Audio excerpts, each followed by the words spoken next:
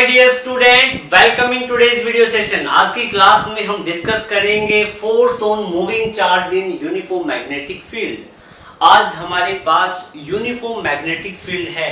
मतलब uniform magnetic field क्या होता है? एक ऐसा जोन जिसमें हर एक जगह मैग्नेटिक फील्ड की स्ट्रेंथ सेम हो या मैग्नेटिक फील्ड का मैग्नीट्यूड सेम हो। ओके, और उस चार्ज पार्टिकल उस मैग्नेटिक फील्ड में थीटा एंगल पे, मैग्नेटिक फील्ड के साथ थीटा एंगल बना रखा है एक चार्ज पार्टिकल ने, और वो चार्ज पार्टिकल मूव करता है। और उस केस में हम एक्सपेरिमेंटली ऑब्जर्व करते हैं कि उस चार्ज पार्टिकल पे एक फोर्स लगती है।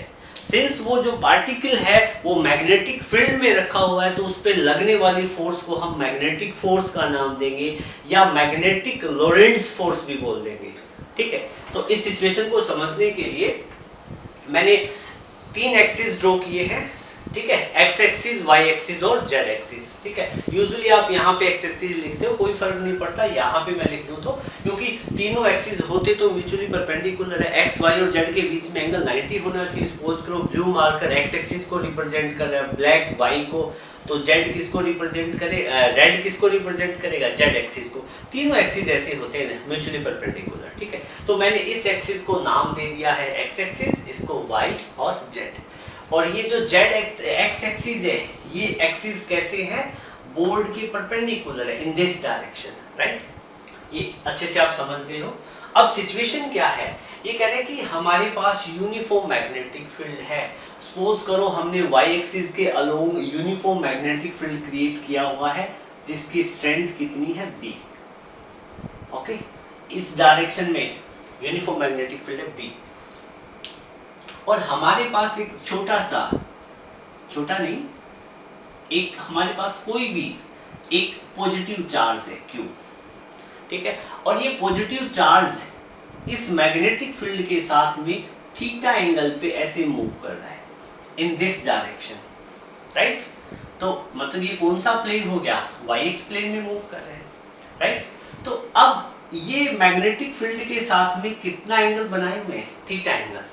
और ये Q चार्ज पार्टिकल इस डायरेक्शन में मूव कर रहा है, तो उसकी कुछ वेलोसिटी भी होगी। कितनी वेलोसिटी होगी? v velocity. ठीक है, तो अब हम जब experimentally it was observed that कि ये जो चार्ज पार्टिकल है, Q चार्ज पार्टिकल है, आप इसको यहाँ पे भी दिखा सकते हो, यहाँ पे भी दिखा सकते हो, v वेलोसिटी से मूव कर रहा है। तो ये चार्ज पार्टिकल एक फोर्स फील करता है। ठीक है, तो वो जो फोर्स फील करता है वो किस डायरेक्शन में करता है, कैसे करता है, वो सारी बातें करेंगे। तो अब एक बात बताओ, ये v वेलोसिटी थीटा एंगल पे है मैग्नेटिक फील्ड के साथ में, तो इस वेलोसिटी को हम कंपोनेंट में रिजोल्व करें तो इस वेलोसिटी का v cos थीटा कंपोनेंट तो आ जाएगा y एक्सिस के लोग। ठीक है, और ठीक y एक्सिस से 90 डिग्री के एंगल पे इसका क्या आ जाएगा? ठीक y एक्सिस के 90 डिग्री पे इसका आ जाएगा दूसरा कंपोनेंट, परपेंडिकुलर कंपोनेंट। तो v cos थीटा इस डायरेक्शन में और v sin theta perpendicular board से आउटवर्ड आएगा। आउटवर्ड कौन सी डायरेक्शन है? x axis. तो आप यहाँ पे दिखा दो, इसका दूसरा कंपोनेंट बनेगा वेलोसिटी का v sin theta along x axis. I think ये समझ में आ गया होगा आपको अच्छे से।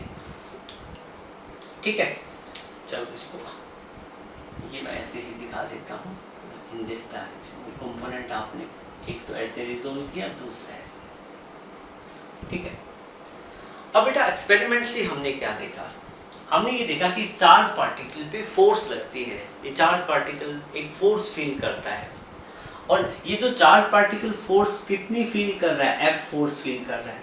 और ये देखा गया कि जितना ज्यादा स्ट्रॉन्ग मैग्नेटिक फील्ड में इस चार्ज पार्टिकल को रखोगे, उतनी ही ज्यादा इस पे फोर्स लगेगी। मतलब force experienced by charge particle is directly proportional to strength of magnetic field, right. एक चीज तो ये देखी गई। फिर दूसरी चीज क्या ऑब्जर्व की गई? ये देखा गया कि ये जो चार्ज पार्टिकल है, इसका हम मैग्नीट्यूड बढ़ा देते हैं, ज्यादा बड़ा चार्ज ले लेते हैं, तो उस केस में इस पे मैग्नेटिक फोर्स और ज्यादा लगती है।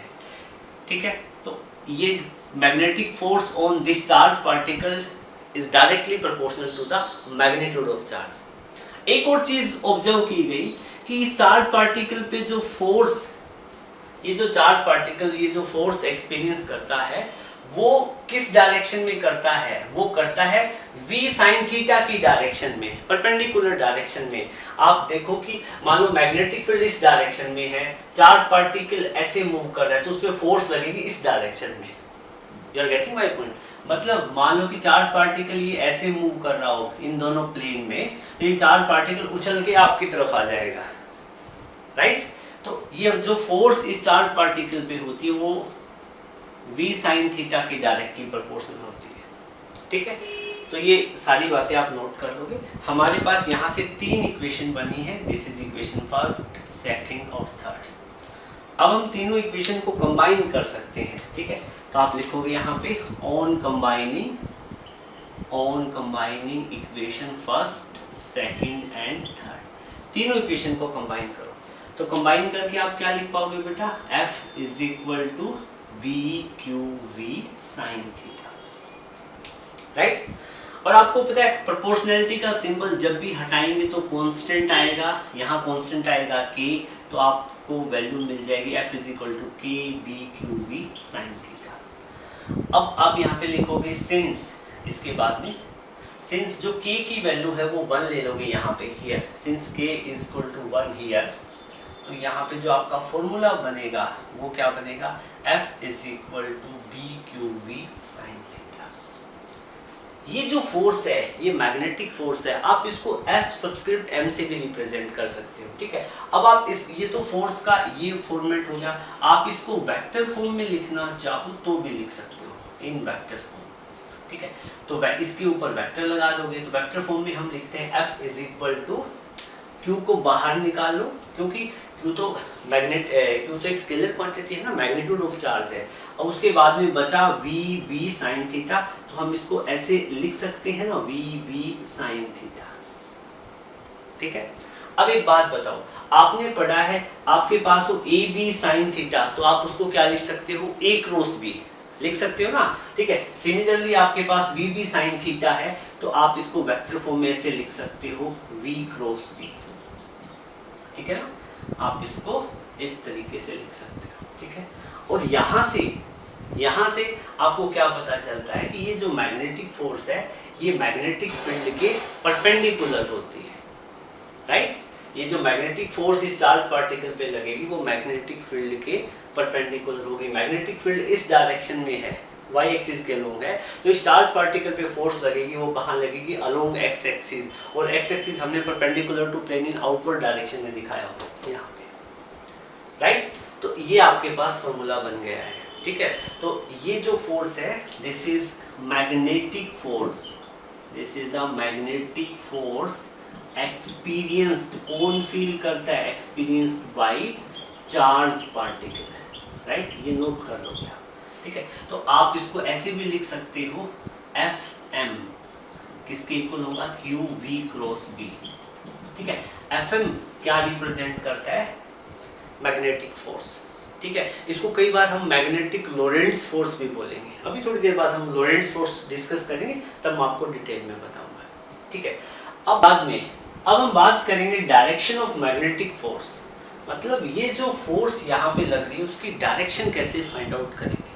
तो यू नो दैट आपको थोड़ा बहुत भी वेक्टर प्रोडक्ट वाला फॉर्मेट याद हो, तो जैसे A क्रॉस B है, दो वेक्टर का क्रॉस प्रोडक्ट है, उनसे अपने को एक थर्ड वेक्टर क्वांटिटी ही मिलती है जो उन दोनों पहले वाली के परपेंडिकुलर होती हो, ठीक है? तो यहाँ पे देखो V क्रॉस B हो रहा है, तो V क्रॉस B होने से हमें क्या मिल रहा है? फोर्स मिल रहा है, ठीक है? तो जो फोर्स की डायरेक्शन है वो इन दोनों के परपेंडिकुलर होगी, राइट? वेक्टर प्रोडक्ट या क्रॉस प्रोडक्ट में हमने ये पढ़ा है, ठीक है? चलो कोई बात नहीं भी पढ़ा है तो हमारे पास यहाँ पे एक रूल है, direction of magnetic force given by, कौन सा रूल है ये? This is Fleming left hand rule. हम यहाँ पे फ्लेमिंग का लेफ्ट हैंड रूल यूज करेंगे, फ्लेमिंग लेफ्ट हैंड रूल। इससे आप बिल्कुल ही इजी मेथड से इस चार्ज पार्टिकल पे फोर्स किस डायरेक्शन में लगेगी वो कैलकुलेट कर सकते हैं, राइट? तो इसको निकालने के लिए हमें, इस रूल को समझने के लिए हमें क्या करना है? हमें अपना ये तो लेफ्ट हैंड है ना, ये राइट है, तो लेफ्ट हैंड लेना है, यही आपका और यही फ्लेमिंग का। और तीनों इसमें आपके पास थंब है, फोर फिंगर है, सेंट्रल फिंगर है। सिर्फ इन तीनों कंपोनेंट, इन तीनों हैंड की जो थंब और फिंगर है, ये जो अपना हैंड है इनकी, इन तीनों चीज़ों का यूज़ करना है हमें। तो इसमें आपको क्या करना है, फर्स्ट ऑफ ऑल आपका ये जो थंब है, फोर फिंगर है और सेंट्रल फिंगर है, तीनों 90 के एंगल पे होनी चाहिए, म्यूचुअली परपेंडिकुलर होनी चाहिए, राइट। मतलब थंब के परपेंडिकुलर फोर फिंगर और फोर फिंगर के perpendicular central finger, in this way, right. आप देख पा रहे होंगे इस तरीके से 90 का एंगल है, ठीक है। तो आपको क्या करना है, फर्स्ट ऑफ ऑल आपकी जो फोर फिंगर है उसको मैग्नेटिक फील्ड की डायरेक्शन में रखना है और सेंट्रल फिंगर को उस डायरेक्शन में रखना है जिस डायरेक्शन में पॉजिटिव चार्ज पार्टिकल मूव करता है। और थंब है, थंब फिर क्या बताएगा कि उस चार्ज पार्टिकल पे फोर्स किस डायरेक्शन में लगेगी, ठीक है। ये वाली फिंगर मैग्नेटिक फील्ड की डायरेक्शन में, ये वाली फिंगर जिस डायरेक्शन में चार्ज पार्टिकल मूव कर रहा है वहां रखना है, राइट। और फोर्स फिर कौन बताएगा, थंब बताएगा। इस रूल को आप नोट कर सकते हो, ठीक है। अब हम इस पर्टिकुलर सिचुएशन की बात करते हैं। यहाँ पे हमने मैग्नेटिक फील्ड इस डायरेक्शन में लगाया हुआ है, वाई एक्सिस के लोग, चार्ज पार्टिकल v वेलोसिटी से इस डायरेक्शन में मूव कर रहा था, ठीक है। बट हमने इसकी वेलोसिटी को कंपोनेंट में रिजोल्व कर दिया तो इस v का तो रूल खत्म हो गया, v cos थीटा इधर और v sin थीटा इधर, राइट। अब हम क्या करेंगे, v sin थीटा देखेंगे, ठीक है। अब इस केस में आप जब Fleming left hand rule use करोगे तो आप अपनी thumb, forefinger, central finger तीनों को म्यूचुअली परपेंडिकुलर करो। सबसे पहले आपकी जो ये फोर फिंगर है इसको मैग्नेटिक फील्ड की डायरेक्शन में ले आओ, ले आए, ठीक है। और ये वाली फिंगर है, चार्ज पार्टिकल जिस डायरेक्शन में मूव कर रहा, आपके पास चार्ज पार्टिकल क्यों था, ये v sin थीटा वेलोसिटी से इस x एक्सिस के लोग मूव कर रहा था ना, x एक्सिस हमने यहाँ पे बोर्ड के परपेंडिकुलर ले रखी, यूजुअली हम z बोलते हैं लेकिन यहाँ पे x लिख रहे हैं, ठीक है। तो फोर फिंगर कहाँ पे हुई आपकी, मैग्नेटिक फील्ड की डायरेक्शन में, सेंट्रल फिंगर जिस डायरेक्शन में चार्ज पार्टिकल मूव कर रहा है उस डायरेक्शन में, तो थंब कहाँ गया, अलोंग द z एक्सिस। मतलब तो इस चार्ज पार्टिकल पे, ये जो q चार्ज पार्टिकल है जो इधर मूव कर रहा था उस पे फोर्स कहाँ लगेगी, ऊपर की तरफ। You getting my point. इस चीज को मैं एक और तरीके से समझाने की कोशिश करता हूँ। सपोज करो ये ब्लैक वाला मार्कर मैग्नेटिक फील्ड जिस डायरेक्शन में लगा रखा है, मैग्नेटिक फील्ड की डायरेक्शन को रिप्रेजेंट कर रहा है, ठीक है। और ग्रीन कलर वाला मार्कर ये रिप्रेजेंट कर रहा है जिस डायरेक्शन में पॉजिटिव चार्ज पार्टिकल मूव कर रहा है, ठीक है, ओके। और ये डायरेक्शन किसकी हो जाएगी, फोर्स की, ब्लू कलर वाली। ब्लू कलर का मार्कर किसकी डायरेक्शन को रिप्रेजेंट करेगा, फोर्स का। मतलब चार्ज पार्टिकल, मतलब क्या है, चार्ज पार्टिकल ऐसे मूव, मतलब मैग्नेटिक फील्ड पे, मैग्नेटिक फील्ड ऐसे है, ठीक है, और मैग्नेटिक फील्ड में चार्ज पार्टिकल ऐसे परपेंडिकुलर मूव कर रहा है यूनाइटिंग के एंगल पे, तो उस पे जो फोर्स लगेगी वो अपवर्ड डायरेक्शन में लगेगी। आई थिंक अब समझ में आ गया होगा, ठीक है। चलो अब आप इसको ये नोट कर लेना। इसके बाद में हम फाइंड करेंगे यूनिट ऑफ मैग्नेटिक फील्ड। आप मैग्नेटिक फील्ड की यूनिट फाइंड आउट करोगे। तो मैग्नेटिक फील्ड की यूनिट फाइंड आउट करने के लिए हमारे पास जो फॉर्मूला है उसका यूज करेंगे। अभी हमने जो फॉर्मूला फाइंड आउट किया वो क्या था, F = BQV sin थीटा। हमें मैग्नेटिक फील्ड की यूनिट निकालनी है तो हम F के अपॉन में ले आएंगे QV sin थीटा, ठीक है। तो यहाँ पे यूनिट में sin थीटा का तो रूल होगा ही नहीं, ठीक है। तो हम मैग्नेटिक फील्ड की जो SI यूनिट होती है वो होती है टेस्ला। क्या होती है बेटा, टेस्ला। फोर्स की SI यूनिट क्या है, न्यूटन। चार्ज की SI यूनिट कूलाम। वेलोसिटी की क्या होती है बेटा बताओ, मीटर पर सेकंड। मीटर पर सेकंड, ये माइनस का सिंबल नहीं है, वैसे हाइफन लगा रखा है, ठीक है। साइन थीटा की यूनिट का कोई सीन ही नहीं है, ठीक है। चलो अब मैं आपसे एक चीज पूछता हूँ, आप करंट इलेक्ट्रिसिटी में आपने पढ़ा है I = Q/T, तो Q को हम I × T लिख सकते हैं। चार्ज को मेजर करेंगे कूलाम में, करंट को एम्पियर में, टाइम को सेकंड में, तो कूलम को हम क्या लिख सकते हैं, एम्पियर सेकंड, ठीक है। तो यहाँ पे भी हम क्या करेंगे, न्यूटन अपॉन में कूलम को लिखेंगे एम्पियर सेकंड, ठीक है। और ये क्या था, मीटर पर सेकंड।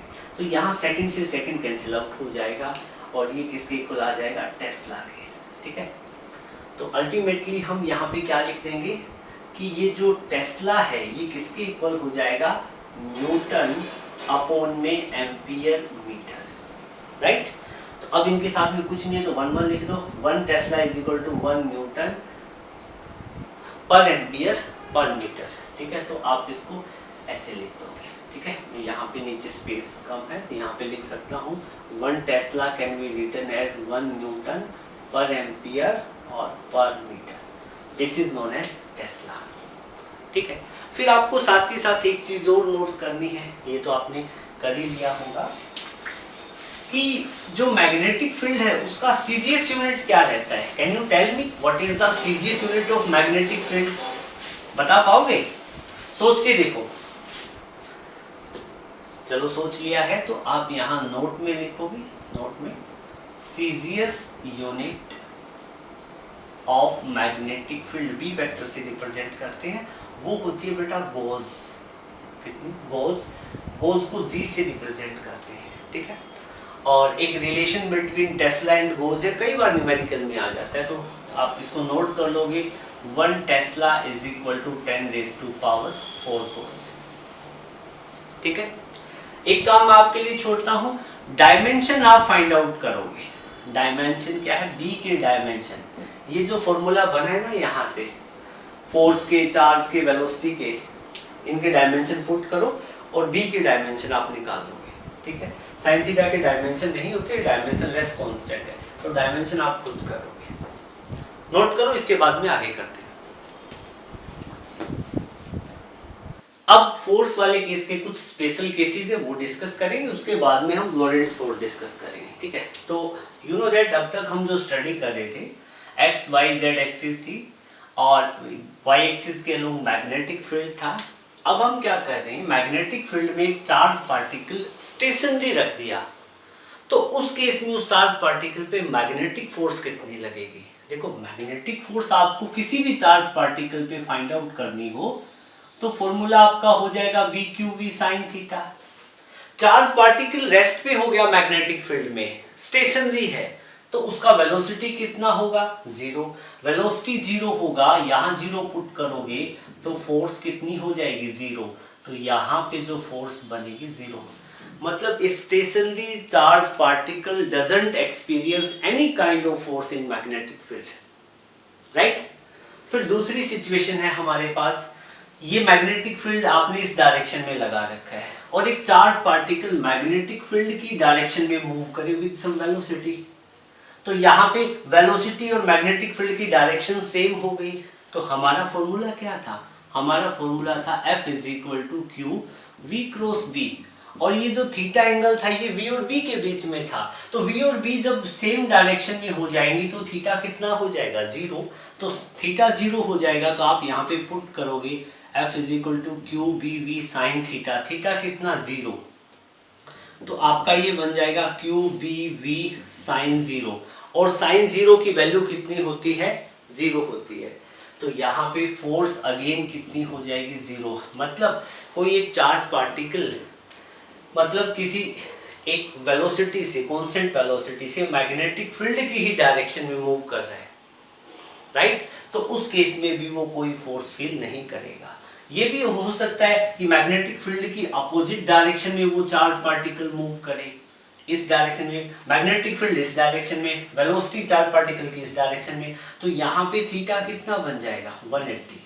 और अगेन उस केस में अगेन यहाँ पे साइन 180, चाहे आप 0 पुट करो चाहे 180 पुट करो, साइन 0 0 ही होता है, फोर्स 0। मतलब मैग्नेटिक फील्ड की डायरेक्शन में कोई चार्ज पार्टिकल मूव करेगा या उसकी अपोजिट डायरेक्शन में कोई चार्ज पार्टिकल मूव करेगा तब भी कोई फोर्स फील नहीं करेगा, ठीक है। तो अब सपोज करो कि थीटा एंगल पे मूव कर रहा है, मैग्नेटिक फील्ड के साथ थीटा एंगल पे मूव करेगा, तो वो तो हमने जनरल केस बना था, हमने फाइंड आउट कर लिया था F is equal to B Q V sine theta. अब एक स्पेशल केस में क्या है कि थीटा 90 हो जाए, मतलब मैग्नेटिक फील्ड इस डायरेक्शन में है, मैग्नेटिक फील्ड वाई एक्सिस की तरफ है और कोई चार्ज पार्टिकल इससे ठीक 90 पे, मान लो आपकी तरफ या अंदर की तरफ perpendicular to plane in outward या इनवर्ड मूव करे, तो उस केस में फोर्स कितनी लगेगी बताओ। अब एक बताओ, एक चार्ज पार्टिकल ऐसे मूव कर रहा है perpendicular to plane in outward direction, इसका मतलब वो एक्स एक्सिस की तरफ आ गया ना, क्योंकि x axis perpendicular to plane in outward direction दिखा रखा है मैंने। तो उस केस में थीटा कितना बनेगा 90। तो जब थीटा 90 हो जाए, थीटा कितना हो जाए 90, और चार्ज पार्टिकल मूव करे मैग्नेटिक फील्ड के 90 के एंगल पे, ये एंगल कितना है 90 तो है v वेलोसिटी से, तो उस केस में जो फोर्स फील करेगा चार्ज पार्टिकल वो कितनी होगी, F equal to B Q sine theta. Formula ये हमारा जनरल फॉर्मूला है, थीटा कितना हो गया 90, तो फोर्स कितनी हो जाएगी B Q V sine 90। Sine 90 पे साइन की वैल्यू मैक्सिमम होती है और साइन 90 की मैक्सिमम वैल्यू 1 होती है। तो मैं यहाँ पे लिख देता हूँ, ठीक है, यहाँ पे F इज इक्वल टू ये आ जाएगा B Q V sine 90। Sine 90 की वैल्यू कितनी 1, और ये जो फोर्स आ जाएगी ये मैक्सिमम फोर्स होगी, क्योंकि 90 में साइन की वैल्यू मैक्सिमम है। तो this is the maximum magnetic force experienced by a charged particle when that charged particle is moving perpendicular to magnetic field. Okay, तो ये सारी चीजें आप नोट कर लोगे, ठीक है। फिर आता है आपके पास में कॉन्सेप्ट लोरेंट्ज फोर्स का। ये लोरेंट्ज फोर्स क्या होती है, ठीक है। देखो, लोरेंट्ज फोर्स को समझने से पहले हम दो केस डिस्कस करेंगे। देखो, एक आपके पास में क्यू चार्ज है, इलेक्ट्रिक फील्ड में रखा हुआ है, यूनिफॉर्म इलेक्ट्रिक फील्ड है, ठीक है। तो उस पे एक ऑब्वियसली बात एक फोर्स लगेगी, हमने सेकंड चैप्टर में पढ़ा था इलेक्ट्रिक फील्ड वाले में, फर्स्ट चैप्टर में। तो उस केस में इस पे जो चार्ज, इस पे जो फोर्स लगती है वो कितनी फोर्स लगती है। देखो, इस पे फोर्स लगेगी तो ये इस डायरेक्शन में मूव करेगा ना,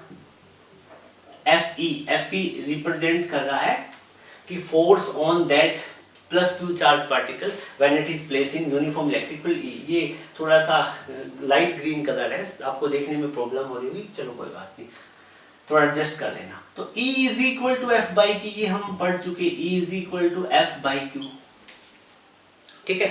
तो यहां से इलेक्ट्रिक फील्ड में ये फॉर्मूला होता है, ठीक है। तो ये एफ ई लिख देना, ये इलेक्ट्रिक फील्ड में जब चार्ज पार्टिकल को रखते हैं तो वो फोर्स लगती है। तो एफ सबस्क्रिप्ट ई को हम लिख सकते हैं q times of E vector. तो this is the force experienced by charge particle when it is placed in electric field, right. और फिर थोड़ी देर पहले हमने आज की क्लास इसी टॉपिक से स्टार्ट की थी कि आपके पास में मतलब मैग्नेटिक फील्ड है, यूनिफॉर्म मैग्नेटिक फील्ड है इस डायरेक्शन में मान लो यूनिफॉर्म मैग्नेटिक फील्ड है, ठीक है। आप क्या कर रहे हो, यूनिफॉर्म मैग्नेटिक फील्ड में चार्ज पार्टिकल को मूव करवा रहे हो।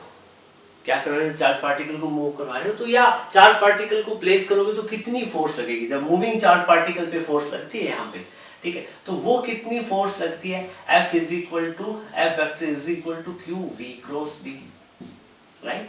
F is equal to B Q V sine theta, ये वही फॉर्मेट है, मैंने वेक्टर फॉर्म में लिख दिया। और ये फोर्स कैसी होती है, मैग्नेटिक इन नेचर, क्योंकि यहाँ फोर्स चार्ज पार्टिकल पे लगती है मैग्नेटिक फील्ड के कारण, और यहाँ लगी थी इलेक्ट्रिक फील्ड के कारण। अब ये लोरेंट्ज फोर्स कहाँ से आ गई, तो लोरेंट्ज फोर्स क्या होती है, लोरेंट्ज फोर्स को कैपिटल F से रिप्रेजेंट करते हैं। लोरेंट्ज फोर्स किसको नाम दिया गया, कह रहे कि जब एक चार्ज पार्टिकल को आप इलेक्ट्रिक फील्ड और मैग्नेटिक फील्ड में रखोगे, एक साथ इलेक्ट्रिक फील्ड भी अप्लाई कर रखा है, मैग्नेटिक फील्ड भी अप्लाई कर रखा है, फिर आप चार्ज पार्टिकल को रखोगे तो उस पे टोटल फोर्स कितनी एक्सपीरियंस करेगा, तो कितनी करेगा, एक तो Fe करेगा और एक Fm करेगा। नेट कितनी करेगा, Fe और Fm को ऐड कर दो, वेक्टर एडिशन कर दो।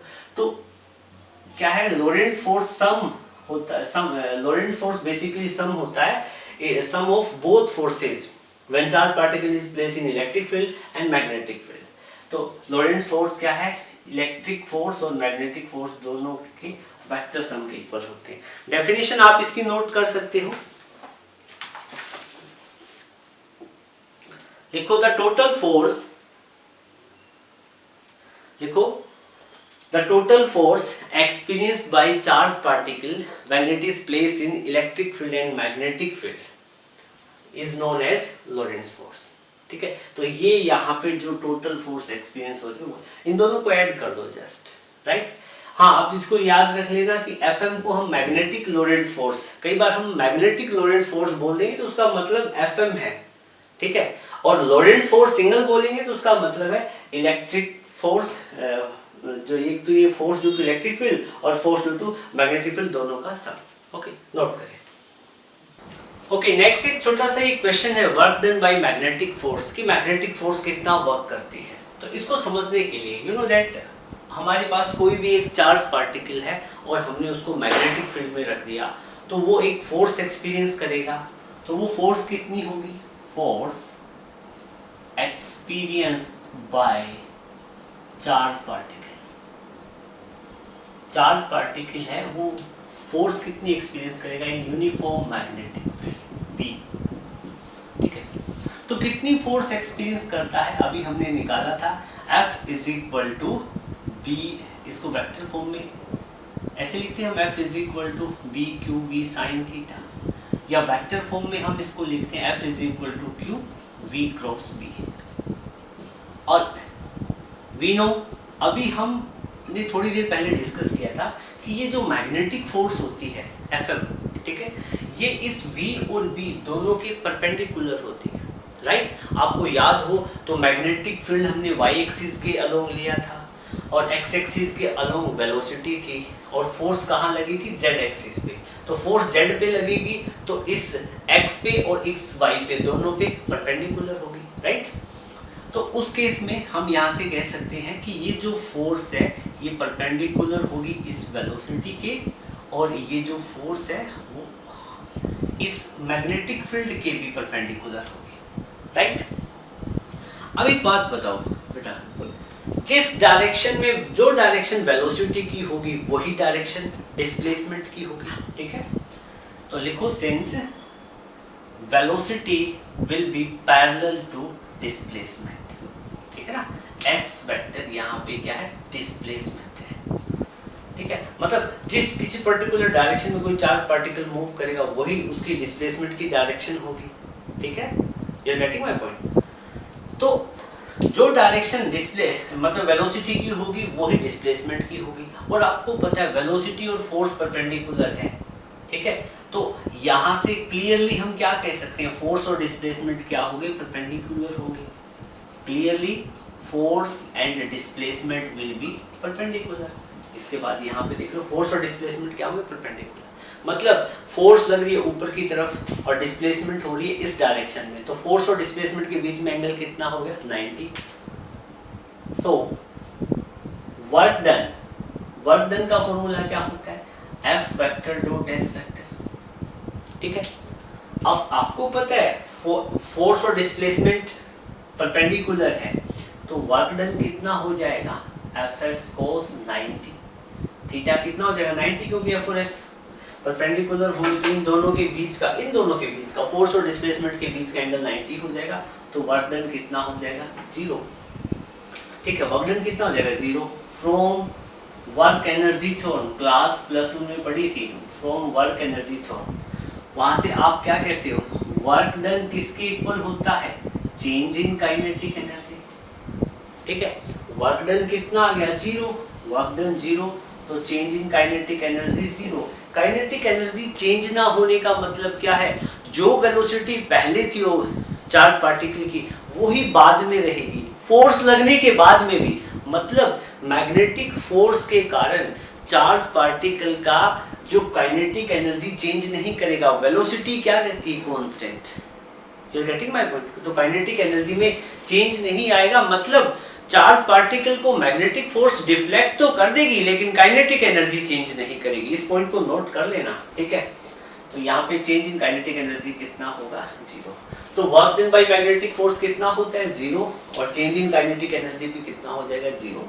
तो यहाँ पे लिख लो, इट इज, आप लिखने की जरूरत है, नोट कर लो, देखो, it is important to note, it is important to note that magnetic force can deflect the charge particle. Magnetic force can deflect the charge particle, but that force will not change the kinetic energy of that charge particle. ठीक है, note कर।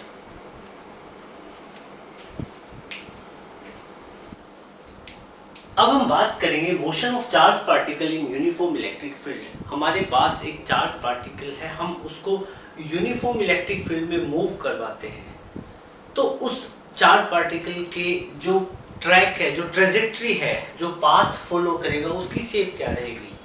वो parabolic रहेगी, क्योंकि usually ये question ऐसा भी आपसे पूछा जा सकता है, so that when A charge particle move inside a uniform electric field then its trajectory will be parabolic in shape। ठीक है, तो एक क्वेश्चन और कॉन्सेप्ट कुछ भी समझ सकते हो। अब हम इसको डिस्कस करेंगे। तो यहाँ हमने देखो, इस डायग्राम को देखिएगा, हमने इलेक्ट्रिक फील्ड इस डायरेक्शन में लगा रखा है। ठीक है, ये इलेक्ट्रिक फील्ड हमने इस डायरेक्शन में दिखा रखा है। ठीक है, तो ये इलेक्ट्रिक फील्ड का पॉजिटिव है, ये नेगेटिव है, ये सारे जो ग्रीन कलर के एरो है ये इलेक्ट्रिक फील्ड को रिप्रेजेंट कर रहे हैं।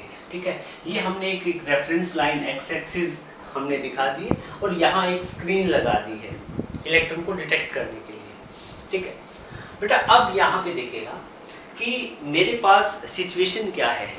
सिचुएशन मेरे पास क्या है, मेरे पास एक चार्ज पार्टिकल है Q, यहाँ पे मेरे पास एक चार्ज पार्टिकल है Q। ठीक है, और ये Q charge particle electric field में एंटर कर रहा है परपेंडिकुलरली। देखो, इलेक्ट्रिक फील्ड ऐसी है और चार्ज पार्टिकल ऐसे है, तो ठीक 90 के एंगल पे ये चार्ज पार्टिकल एंटर कर रहा है इलेक्ट्रिक फील्ड में। ठीक है, तो जैसे ये चार्ज पार्टिकल इलेक्ट्रिक फील्ड में एंटर करेगा तो ये एक्स एक्सिस के अलोंग मूव कर रहा था पहले v वेलोसिटी से। कितनी वेलोसिटी से? v वेलोसिटी से।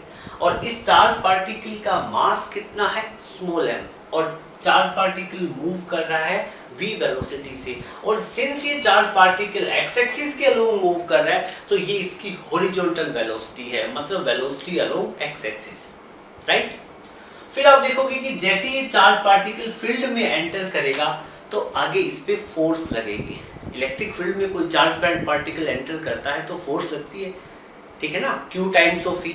राइट, और वो फोर्स लगेगी इस चार्ज पार्टिकल पे तो ये चार्ज पार्टिकल एक्सेलरेट कर जाएगा। हम इसकी एक्सेलरेशन भी फाइंड आउट करेंगे।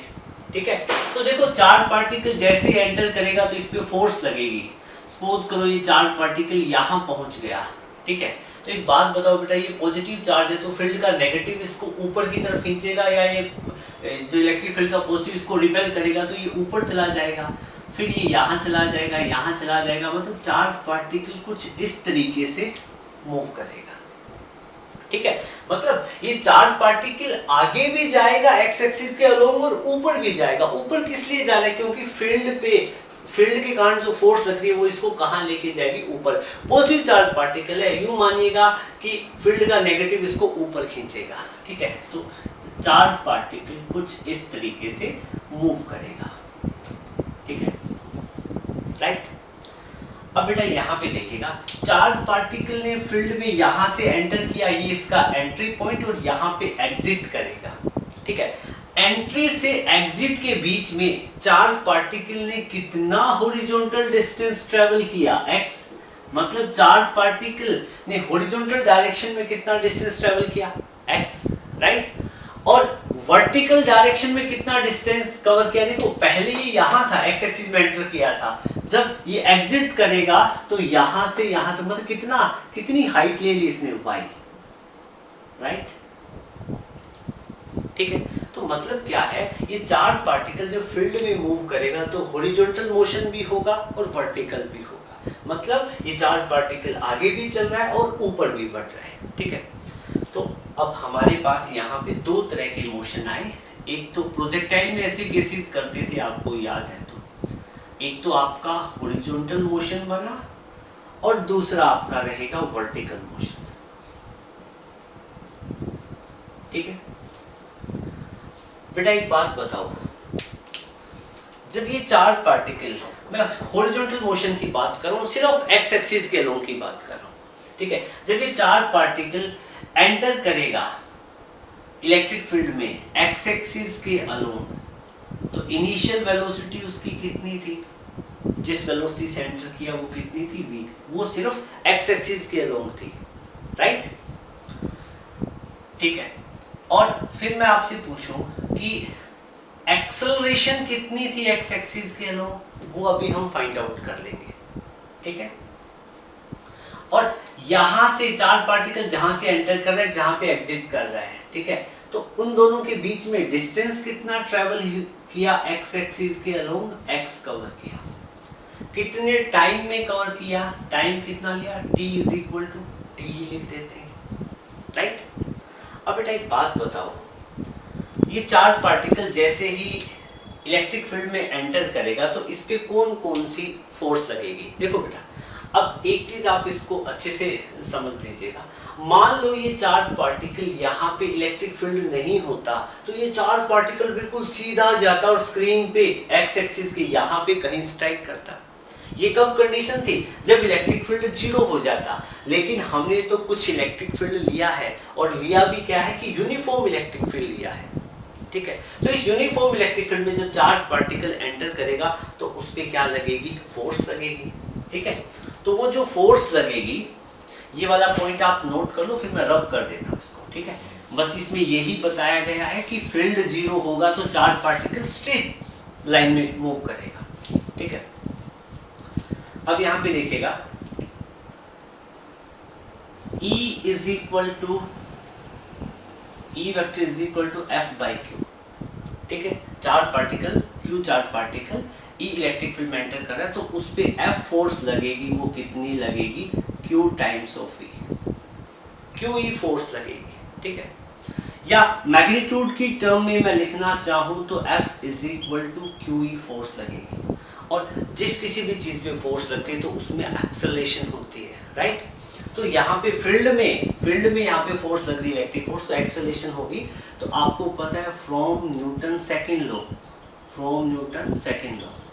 ठीक है। आप क्या कह सकते हो, F is equal to ma, ठीक है। तो इस वाली फोर्स को आप क्या लिख सकते हो, ma is equal to QE। तो यहाँ से एक्सेलरेशन की आप वैल्यू निकाल सकते हो, QE अपॉन में m। ये सिर्फ मैग्नीट्यूड की टर्म में दिखाया है, वेक्टर की फॉर्म में दिखाना चाहो तो इसके ऊपर वेक्टर लगा दो, इसके ऊपर, मतलब एक्सेलरेशन की वही डायरेक्शन होगी जो फील्ड की डायरेक्शन होगी, राइट। तो आप एक्सेलरेशन की वैल्यू एक्स एक्सिस में कितनी रहेगी, QE अपॉन में m। तो आप यहाँ पे ऐसे लिख सकते हो, एक्सेलरेशन इन एक्स एक्सिस। अब देखो बेटा, एक्सेलरेशन इन एक्स एक्सिस होगी क्या, एक्स एक्सिस में कोई एक्सेलरेशन नहीं होगी। देखो ये चार्ज पार्टिकल बिल्कुल सीधा चल रहा है, इस एक्स एक्सिस के लोग तो कोई एक्सेलरेशन नहीं है ना, एक्सेलरेशन तो फील्ड प्रोवाइड कर रहा है जो ऊपर की तरफ फोर्स लगा रहा है। तो ऊपर की तरफ फोर्स लगेगी तो वाई एक्सिस में एक्सेलरेशन होगी ना, एक्स एक्सिस में कोई एक्सेलरेशन नहीं होगी, तो यहाँ पे जीरो लिखना है, राइट। ये जो एक्सेलरेशन आएगी ये वर्टिकल डायरेक्शन में है, वर्टिकल मोशन में काम आएगी, राइट। चलो, अब जब चार्ज पार्टिकल यहां से यहां पे आएगा तो कितना डिस्टेंस कवर करेगा, तो उसको फाइंड आउट करने के लिए आप second equation of motion use करो, s is equal to ut plus में हाफ ऑफ at स्क्वायर, ठीक है। हॉरिजॉन्टल मोशन के लिए तो sx ux ax, ux का मतलब इनिशियल वेलोसिटी इन x एक्सिस, डिस्प्ले ये sx क्या है, displacement along x axis, ax acceleration along x axis, और t क्या है, टाइम। तो मतलब क्या एक्सेलरेशन x एक्सिस के अलोंग तो कोई है नहीं, क्या कोई एक ऐसा फैक्टर, कोई ऐसी चीज है यहाँ पे, कोई ऐसी फोर्स है जो x एक्सिस में चार्ज पार्टिकल को एक्सेलरेट करवा दे, कोई नहीं है। ये तो इलेक्ट्रिक फील्ड है जो y में करवाएगा, ठीक है। तो sx की वैल्यू कितनी है बेटा, x, sx की वैल्यू कितनी होगी x, ux कितना v, और टाइम कितना t, हाफ, ax कितना 0 इंटू टी स्क्वायर, ये सब 0 हो जाएगा। तो यहाँ से हम x को क्या लिख सकते हैं, vt, x को क्या लिख सकते हैं vt, t को क्या लिख सकते हैं x बाई v। ये वो टाइम है जब चार्ज पार्टिकल एंटर करेगा फील्ड में तो हॉरिजॉन्टल डायरेक्शन में इतने टाइम में वो एग्जिट कर जाएगा, राइट। अब हम बात करेंगे वर्टिकल मोशन की। तो वर्टिकल मोशन की बात करें तो इनिशियल वेलोसिटी इन y एक्सिस की बात करें, इनिशियल वेलोसिटी y एक्सिस में 0, चार्ज पार्टिकल तो x एक्सिस के लोंग एंटर किया था, y के लोंग तो किया ही नहीं ना, ठीक है। ये x एक्सिस है, ठीक है, तो y इसके परपेंडिकुलर ही होगी, तो y एक्सिस में इनिशियल वेलोसिटी 0, ठीक है। एक्सेलरेशन इन y एक्सिस, देखो इस डायरेक्शन में एक्सेलरेशन है क्या, है ना, तभी तो चार्ज पार्टिकल ऊपर जा रहा है, ठीक है। तो उस केस में एक्सेलरेशन वाई एक्सिस में कितनी हो जाएगी, अभी हमने फाइंड आउट की QE/m, ये एक्सेलरेशन आ जाएगी यहाँ पे, ठीक है।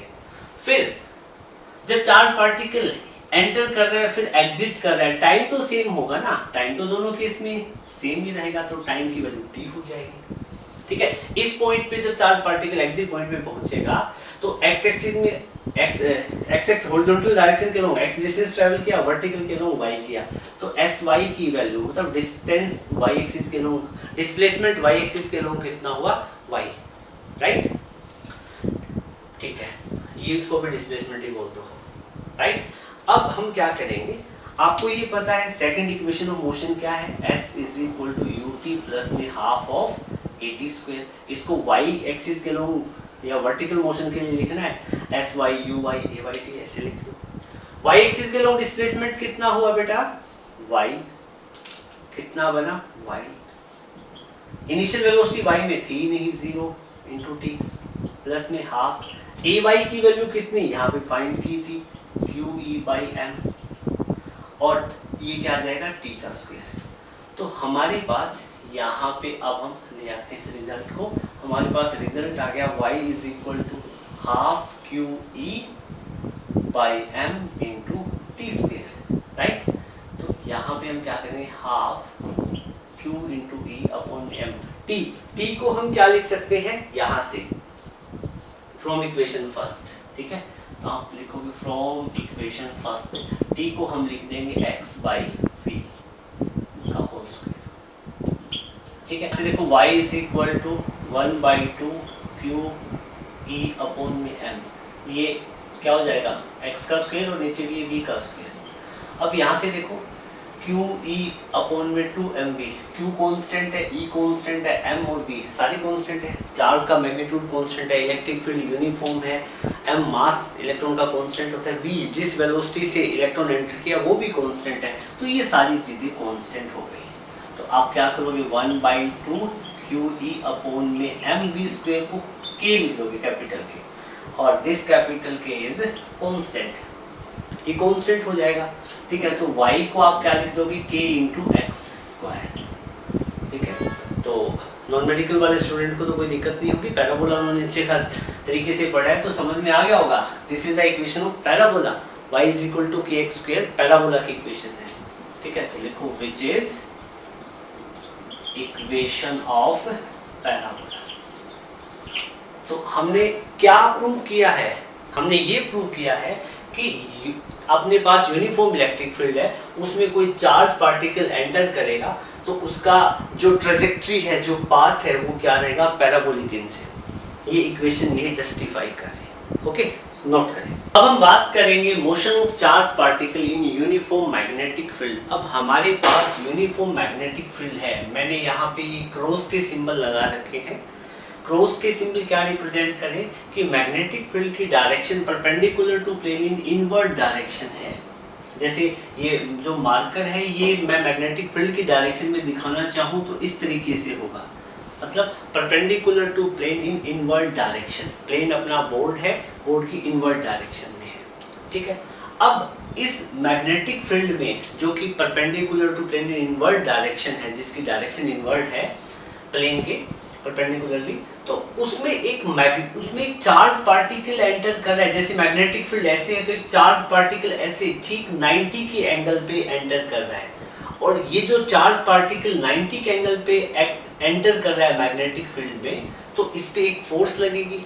आपको पता है जब कोई भी परपेंडिकुलरली, कोई भी मैग्नेटिक फील्ड में परपेंडिकुलरली 90 के एंगल पे एक चार्ज पार्टिकल आता है तो उस पर फोर्स लगती है। आपको याद है ना फोर्स कितनी लगती है, अभी थोड़ी देर पहले हमने कैलकुलेट किया था, F = BQV sin थीटा, और 90 के एंगल पे करेगा तो थीटा 90 sin 90 मैक्सिमम, और 90 की वैल्यू 1 हो जाएगी sin 90 की, तो उस केस में मैक्सिमम फोर्स कितनी लगती है, BQV। तो आपको पता है चार्ज पार्टिकल पे एक फोर्स लगेगी, राइट, और उस फोर्स को हम फ्लेमिंग लेफ्ट हैंड रूल से इजीली कैलकुलेट कर सकते हैं, उसकी डायरेक्शन क्या होगी उस फोर्स की, राइट। तो हमने जो चार्ज पार्टिकल लिया है, जो इसमें जो एंटर करेगा, उसकी वेलोसिटी v है, उस पे चार्ज q है, और उसका मास कितना है m, राइट। तो ये सारी चीज़ें मैंने यहाँ पे लिख दी, इसको आप नोट कर लोगे, ठीक है। तो मैं आपको बताऊं कि force experience by charge particle कितनी फोर्स एक्सपीरियंस करेगा, तो कितनी फोर्स लगती है, मैग्नेटिक फील्ड कितना है जिसकी स्ट्रेंथ कितनी है, बी, यूनिफॉर्म मैग्नेटिक फील्ड है इस जोन में, ठीक है। तो फोर्स कितनी लगेगी, F is equal to Q into V cross B, इतनी फोर्स लगेगी, ठीक है। और आप इसको ऐसे भी लिख सकते हो, वेक्टर फॉर्म हटाओ तो F is equal to B Q V sine theta, ऐसे लिख दो, Q V B sine theta, rearrange करके B Q V sine theta बोल देते हो, इजी हो जाता है याद रखने में, ठीक है। अब बेटा यहाँ पे आप यूँ देखो, जैसे मेरे पास ये जो चार्ज पार्टिकल है, सपोज करो, देखो मैग्नेटिक फील्ड ऐसे है और एक चार्ज पार्टिकल ऐसे ठीक 90 के एंगल पे आता है, मैं इस पॉइंट पे एक अपना चार्ज पार्टिकल आता है, ठीक है। इस पॉइंट को मैं यहाँ नीचे बना देता हूँ, चार्ज पार्टिकल यहाँ पे आया, ठीक है। तो चार्ज पार्टिकल की जो वेलोसिटी है, इस डायरेक्शन में एंटर किया तो वेलोसिटी की डायरेक्शन ये है, राइट, ठीक है। कहानी कैसे बन गई, मैग्नेटिक फील्ड अंदर की तरफ है, ठीक है, और चार्ज पार्टिकल ठीक 90 के एंगल पे ऐसे आ रहा है, तो फोर्स लगेगी, तो आपको पता है, आपको याद हो तो F is equal to F act is equal to Q into V cross B वाला फॉर्मेट, तो वहाँ जो फोर्स आती है वो V और B दोनों के परपेंडिकुलर होती है, तो यहाँ पे तो ये V है और यहाँ पे B है, जो फोर्स लगेगी इन दोनों के परपेंडिकुलर लगेगी, और वो हम फ्लेमिंग लेफ्ट हैंड से अच्छे से कैलकुलेट कर सकते हैं। तो यहाँ पे जब चार्ज पार्टिकल आएगा तो फोर्स की डायरेक्शन क्या होगी, बताओ फोर्स की डायरेक्शन क्या होगी, तो आप लेफ्ट हैंड रूल का यूज करोगे। लेफ्ट हैंड रूल में ये आपकी thumb, forefinger, central finger, four finger को रखेंगे मैग्नेटिक फील्ड की डायरेक्शन में, सेंट्रल फिंगर को रखेंगे जिस डायरेक्शन में पॉजिटिव चार्ज पार्टिकल जो Q है वो मूव कर रहा है, ठीक है। और यहाँ पे चार्ज पार्टिकल क्या है, अपना चार्ज पार्टिकल हमने ले रखा है Q, ठीक है, जो कि v वेलोसिटी से मूव कर रहा है, ठीक है। तो हम क्या करेंगे, फर्स्ट ऑफ ऑल ये जो फोर फिंगर है ये मैग्नेटिक फील्ड की डायरेक्शन में रखेंगे, फिर इस वाले फिंगर को, सेंट्रल फिंगर को जिस डायरेक्शन में चार्ज पार्टिकल मूव कर रहा है वहां रखेंगे, फिर थंब ऑटोमेटिकली हमें किसकी डायरेक्शन बताएगा, फोर्स की डायरेक्शन, ये चार्ज पार्टिकल पे फोर्स किस डायरेक्शन में लगेगा। रूल आपको याद है, तीनों म्यूचुअली परपेंडिकुलर होने चाहिए, ठीक है।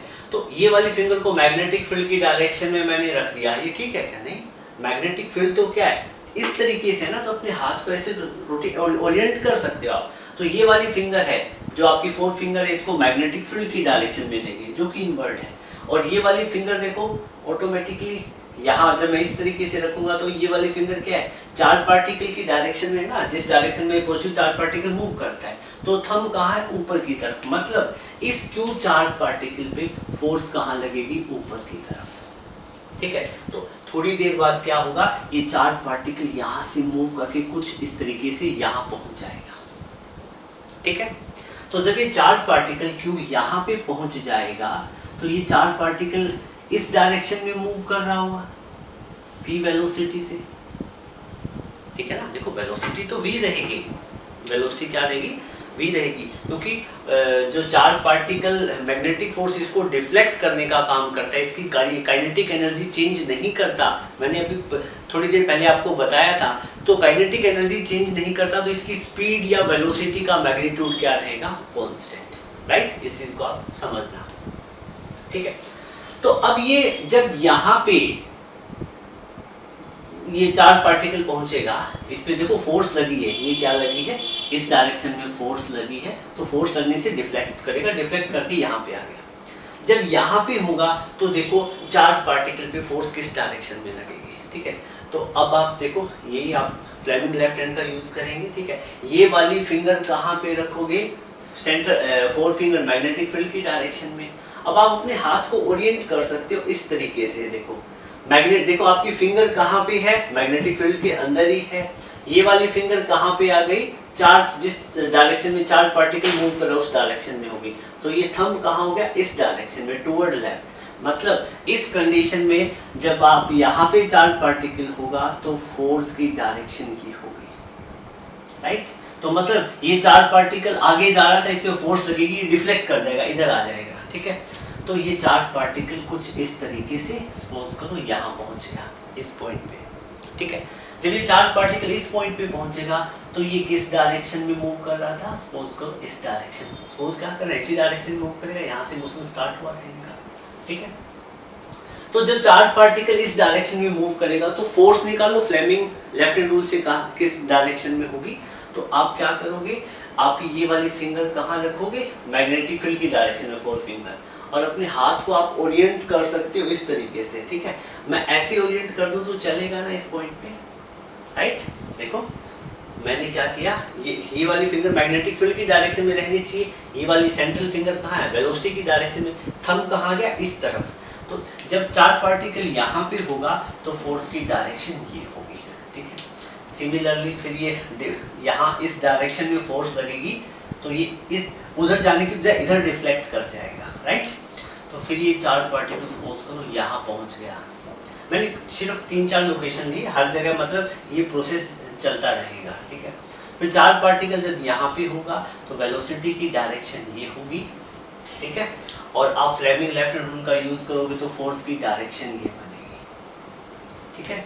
मतलब इस कंडीशन में जब चार्ज पार्टिकल मैग्नेटिक फील्ड में परपेंडिकुलरली एंटर करेगा तो उस केस में वो एक सर्कुलर पाथ कवर करेगा, क्या करेगा, सर्कुलर पाथ कवर करेगा, उस पे मैग्नेटिक फोर्स इस तरीके से लगेगी कि वो सर्कुलर पाथ में मूव करे, राइट।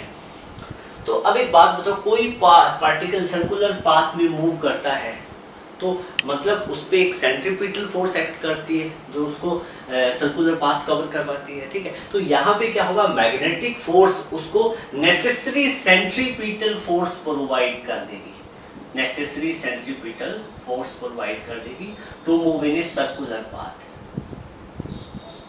ओके। तो बेटा एक बात बताओ, जब ये चार्ज पार्टिकल सर्कुलर पाथ में मूव करेगा तो ये इसका सर्कल का सेंटर मान लो रेडियस कितना हो जाएगा, r, ठीक है। इस चार्ज पार्टिकल का मास कितना है, m। तो यहाँ पे ये देखो, मैं आपसे कहूँ कि मैग्नेटिक फोर्स कितनी लग रही थी, मैग्नेटिक फोर्स ये तो है, मैग्नेटिक फोर्स कितनी लगी थी, BQV sin थीटा, ये यहाँ पे आप देख सकते हो, ठीक है, ओके। तो आप यहाँ पे ऐसे लिख सकते हो इसको, FM की बजाय ऐसे लिख दो, magnetic force on charge particle, आप लिख लेना पूरा, ये मैग्नेटिक फोर्स है चार्ज पार्टिकल पे, ठीक है। अब आप क्या कहोगे, since charge particle is moving in circular path, ठीक है, सो सेंट्रीपिटल फोर्स कितनी लग जाएगी, सेंट्रीपिटल फोर्स कैसे निकालोगे, F is equal to m mass का कोई ऑब्जेक्ट या चार्ज पार्टिकल है, कोई भी ऑब्जेक्ट है, v वेलोसिटी से मूव कर रहा है, जिस सर्कुलर ट्रैक में मूव कर रहा है, r उसकी रेडियस है, तो सेंट्रीपिटल फोर्स कितनी लगती है, mv²/r। This is equation first, this is equation second. बेटा ये फोर्स मैग्नेटिक फोर्स है और ये फोर्स सेंट्रीपिटल फोर्स है, यहाँ पे मैग्नेटिक फोर्स ही सेंट्रीपिटल फोर्स प्रोवाइड कर रही है क्योंकि उसको सर्कुलर पाथ में मूव करवा रही है। सो क्लियरली हम क्या लिख सकते हैं, from equation first and second, from equation first and second, left hand side equal है तो राइट भी इक्वल होगी, तो BQV sin theta is equal to mv²/r, ठीक है। अब आप ध्यान दो, तो मैंने बताया था ये चार्ज पार्टिकल 90 के एंगल पे एंटर कर रहे हैं, मतलब ये परपेंडिकुलरली एक्ट कर रहा है, मतलब थीटा कितना है, 90, थीटा कितना है, 90। आप यहाँ पे देखो मैग्नेटिक फील्ड ऐसे था और चार्ज पार्टिकल ठीक ऐसे 90 पे एंटर कर रहा है परपेंडिकुलरली, तो यहाँ पे आप लिखोगे सिंस थीटा, यहाँ पे आप लिख दें since theta is equal to 90 degree, इस केस के लिए थीटा 90 डिग्री है, तो आप यहाँ पे लिखोगे BQV sin 90 is equal to mv²/r। sin 90 कितना हो जाएगा, 1, ठीक है। तो आप क्या लिख दोगे यहाँ पे, BQV sin 90 की वैल्यू 1 हो जाएगी, BQV is equal to mv²/r, ठीक है। V से V को कैंसिल आउट कर दोगे, यहाँ से आप V की वैल्यू कैलकुलेट कर लो, फिर V बचा हुआ है ना, तो V की वैल्यू कैलकुलेट करोगे तो ये आ जाएगी BQR/V।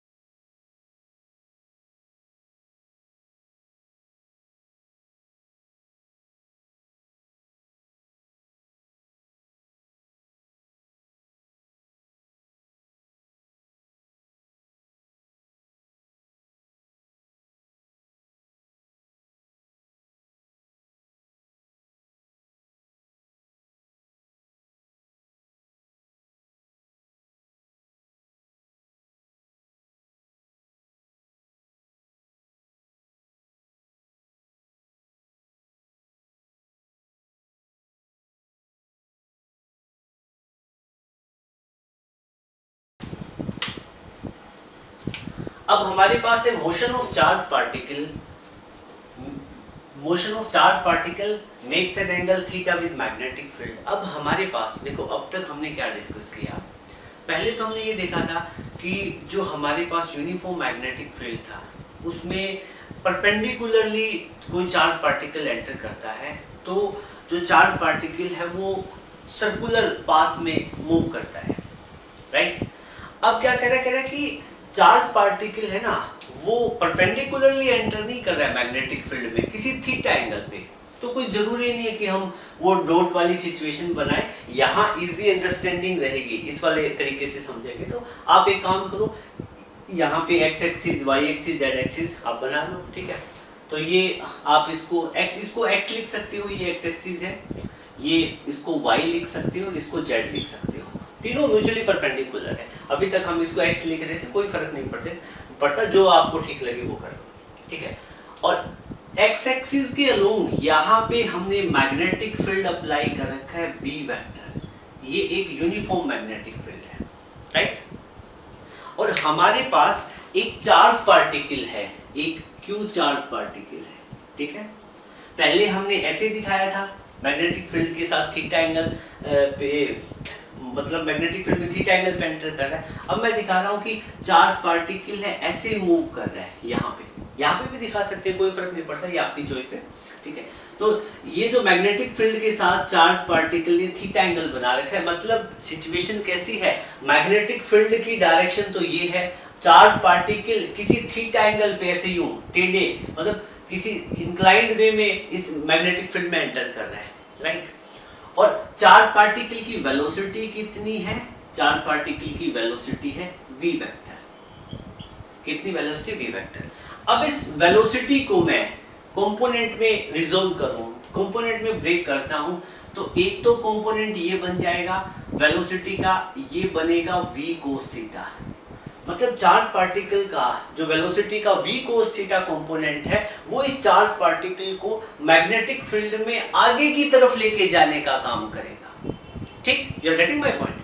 और दूसरा कंपोनेंट बनेगा v, अब ये वेलोसिटी है xy प्लेन में बात हो रही है, तो इसका दूसरा कंपोनेंट यहां से 90 डिग्री पे आएगा, ठीक है, तो ये आ जाएगा v sin थीटा, ठीक है ना, कंपोनेंट में कंफ्यूज होने की जरूरत नहीं है, ठीक है। तो ये जो v sin थीटा कंपोनेंट है ये मैग्नेटिक फील्ड के परपेंडिकुलर है, मैग्नेटिक फील्ड ऐसे है और v sin थीटा कंपोनेंट ऐसे है, राइट। देखो वेलोसिटी के दो कंपोनेंट हो गए, v cos theta along the magnetic field और v sin थीटा मतलब परपेंडिकुलर मैग्नेटिक फील्ड के। और आपको पता है थोड़ी देर पहले हमने डिस्कस किया था मैग्नेटिक फील्ड के जो परपेंडिकुलर कंपोनेंट है वेलोसिटी वाला, इसके कारण ये चार्ज पार्टिकल सर्कुलर पाथ में मूव करेगा, राइट। और v cos थीटा कंपोनेंट ये उसको आगे की तरफ लेके जाएगा। तो इस चार्ज पार्टिकल का मोशन कैसा रहेगा मैग्नेटिक फील्ड में, कब, जब ये मैग्नेटिक फील्ड में थीटा एंगल पे एंटर करेगा। तो दो सिचुएशन होनी है, चार्ज पार्टिकल को आगे भी चलना है और सर्कुलर पाथ में भी मूव करना है। तो इसका पाथ कैसे रहेगा, आगे चलेगा चार्ज पार्टिकल सर्कल में घूम जाएगा, आगे चलेगा सर्कल में घूम जाएगा, तो एक हेलिकल पाथ हो जाएगा, you are getting my point. तो अब v cos थीटा कंपोनेंट है ये मैग्नेटिक फील्ड के पैरेलल है, तो हम इसको वेलोसिटी का पैरेलल कंपोनेंट भी लिख देते हैं। v ये पैरेलल का सिंबल है जो डबल वन दिख रहा है, ठीक है, ये क्या चीज है, पैरेलल कंपोनेंट, ये है, इसको आप लिखो component of velocity parallel to magnetic field. और v sin थीटा क्या है, ये मैग्नेटिक फील्ड के परपेंडिकुलर है, और परपेंडिकुलर जो वेलोसिटी हो तो चार्ज पार्टिकल सर्कुलर पाथ में घूमेगा, ठीक है। तो ये परपेंडिकुलर कंपोनेंट है, ठीक है, v sin थीटा लिख लो इसको। ये क्या चीज है, component of velocity perpendicular to magnetic, right. तो अब इस केस में ये जो चार्ज पार्टिकल है, क्यों चार्ज पार्टिकल है, ये कैसे मूव करेगा, ठीक है। ये चार्ज पार्टिकल देखो v sin थीटा वाला कंपोनेंट है, ये चार्ज पार्टिकल को सर्कुलर पाथ में मूव करवा देगा, राइट। और उसके बाद में v cos थीटा इसको कहां लेके जाएगा, आगे की तरफ लेके जाएगा। इसको मैं एक बार हल्का सा रब कर देता हूं, आपको एग्जैक्ट पाथ बता देता हूं कैसे रहेगा। देखो एक जो v sin थीटा वाला कंपोनेंट सर्कल में मूव करवाएगा, v cos थीटा इसको आगे लेके जाएगा, तो ये पाथ है कुछ इस तरीके से बन जाएगा। मतलब चार्ज पार्टिकल मैग्नेटिक फील्ड में जब मूव करेगा तो वो एक स्पाइरल या एक हेलिकल पाथ कवर करेगा। कौन सा पाथ होगा? Helical path, right. तो ये था। तो आप इसको डायग्राम को बनाना चाहते हो तो डायग्राम को अच्छे से ऐसे ड्रॉ कर सकते हो। मैं ब्लैक मार्कर से कर लेता हूँ, ठीक है। ये पाथ रहेगा, राइट, इस तरीके से ये पाथ रहेगा वाईजेड प्लेन में, जो चार्ज पार्टिकल इस तरह से मूव करेगा। बस वैसे हम इसके केस में इस सर्कुलर जो हेलिकल पाथ रहेगा, ये आपको पता है सर्कुलर पाथ भी कंप्लीट होगा और चार्ज पार्टिकल आगे भी मूव करेगा। इन सभी केसेस में हम रेडियस, टाइम पीरियड वगैरह सब फाइंड आउट कर सकते हैं, बट हमारे सिलेबस के अकॉर्डिंग हमें ये चीज़ें ज़्यादा करने की जरूरत नहीं है। जस्ट कॉन्सेप्ट का आपको पता होना चाहिए और ये डायग्राम आपको बनाना आना चाहिए। Okay, so it was all about today's class. Hopefully आज का वीडियो आपको अच्छा लगा होगा। नेक्स्ट वीडियो में मिलेंगे हम नए टॉपिक के साथ में। So thank you, have a great day ahead.